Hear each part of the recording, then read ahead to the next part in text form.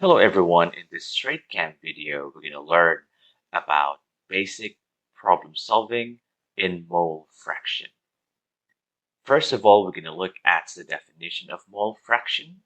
Mole fraction is defined as the ratio of the number of moles of one component to the total number of moles of all components that exist in the system. Okay, so we're going to look at one component, and you're going to take the total number of moles of all components in the system. So let's have a look at this example here. What is the mole fraction of CuCl2? So this is the component that we want to look at, okay? So you have component number 1, CuCl2, in a solution prepared by dissolving 0.3 mole of CuCl2 in 40.0 mole of water. So this is the second component. So when you look at the question here, okay, in this question you have two components. Okay, and what are the components? Number 1, CuCl2. And component number 2 is water. And CuCl2, you have 0.3 mole. And water, you have 40.0 mole. So in the system, you may have more than two components that you need to consider. In this case, we have two. Let's have a look at the solution. So you have 0.3 mole. So this is the component that you want to find. This is the one component, mole of the one component, over total of all mole. Okay, 0.3, 0.3, plus the number of mole of water over here. So this is the total number of mole. So you take 0.3 over total number of mole, then you get 0.007. So this is the mole fraction, okay, for CuCl2. If you want to work out the mole fraction for water instead, you can do that, okay? For mole fraction for the water in this system would be 40.0 mole over 0.3 plus 40.0 mole, and you should be able to get the mole fraction. Mole fraction will not gonna have a unit because, as you can see over here, the units will be cancelled out, okay? So you should be able to find out what is the answer over here. Let's have a look at one problem. Problem number 1, we have to determine the mole fraction of KCl in 3000 grams of aqueous solution containing 37.3 grams of potassium chloride. The difference between problem number 1 and the examples that we have looked over here, in problem number 1, the information is given to you in the form of mass. So what do you need to do? You need to consider the ma-mol-vo-no intersection right now. From grams, you might want to, you have to, okay? You have to change this grams over here into moles, okay? Because we are talking about mole fractions. We're going to change that into moles first. Now, when you read the question, you might gonna be thinking, do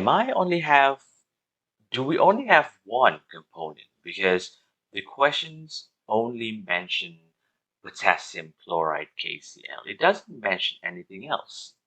Okay, so this is kind of like a slightly higher order thinking skills type of question.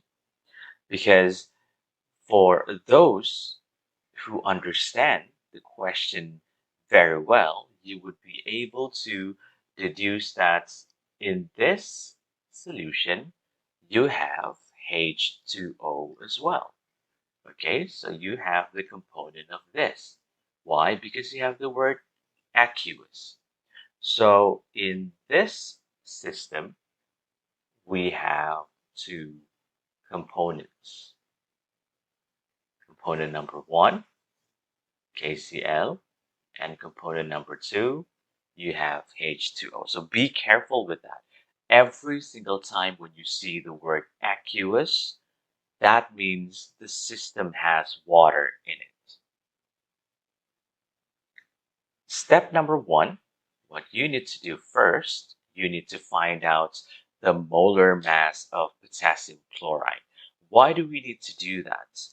That is because we want to change the mass of potassium chloride over here into moles.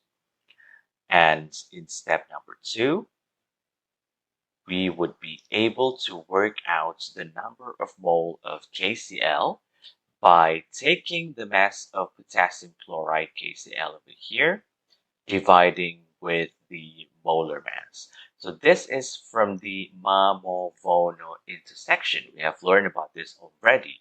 If you want to change mass into mole, you have to divide that with the molar mass of the compound. So the number of mole of solute, or KCl, is 0.5 mole. Okay, so we have found out the number of mole of the first component, which is 0.5 mole. So in step 3, what you need to do now to find out the mass of solvent, okay, the mass of your water solvent. So this is the solvent that we have now, the second component. So we need to find out the mass. Why? Because we want to know what is the number of mole. And how do we do that? The questions give you the mass of solution, which is 3,000 grams. Okay, so this is going to be the mass of the solution, which is 3,000 grams. And we do know the mass of solute, which is 37.3 grams right here. And from there, we should be able to work out the mass of your solvent, which is going to be 22,962.7 grams. Okay, so you're just going to take these two values over here, you're going to move that to the other side, and you will be able to get the mass of your solvent, which is water. So that is for H2O. Okay, so from mass, we can change that into mole, just like what we have done in step number 1 and step number 2. So we're going to take that, and you're going to divide with the molar mass of water, which is 18. You can work this out, okay? So the number of mole of solvent, which is H2O, is 164.59 mole. So that is the number of mole for the second component over here, 164.59 mole. Okay? Therefore, in step 5, we can find out the mole fraction for KCl. Okay? So this mole fraction for KCl, number of mole of KCl over number of mole of KCl plus number of mole of water. Remember, in the whole system over here, we have two components, and you're going to add them up together, okay? And to get your mole fraction, and finally your mole fraction would be 3.029 times 10 to the power of -3, and you do not have a units over here because the units will be cancelled out. So in terms of mark, you would be getting 1 mark for this, 1 mark for step number 2, 1 mark for this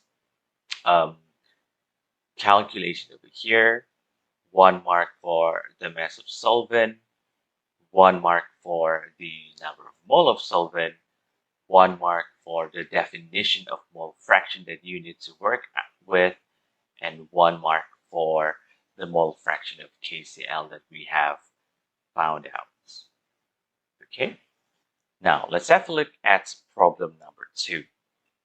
In problem number 2, a solution contains 10 grams of pentane, 10 grams of hexane, and 10 grams of benzene. What is the mole fraction of hexane? We have 3 components now, isn't it? Okay, we do have 3 components. Component number 1, component number 2, component number 3. Okay, so I'm just going to write that. This is component number 1, component number 2, component number 3. And given this to help you out to find out the molar mass. Okay, so in step 1, what you need to do, the first thing you need to do is to find all the molar masses you need in this question. So these are the molar masses for pentane, hexane, and benzene. And then in step 2, what you need to do is you need to find the number of mole for all of the components involved in the solutions. So you're going to take the molar masses you have worked out just now. We have all the masses over here, and you get number of mole of pentane, 0.1389 mole, number of mole of hexane, 0.1163 mole, number of mole of benzene, 0.1282 mole. We've got all the number of mole over here, and when we do step 3, so that is how you're going to plug in all the value inside the equation or in the formula of mole fraction for hexane. So this is the number of mole of hexane over the total number of mole of all of the components. Okay, these are the components needed in the solution.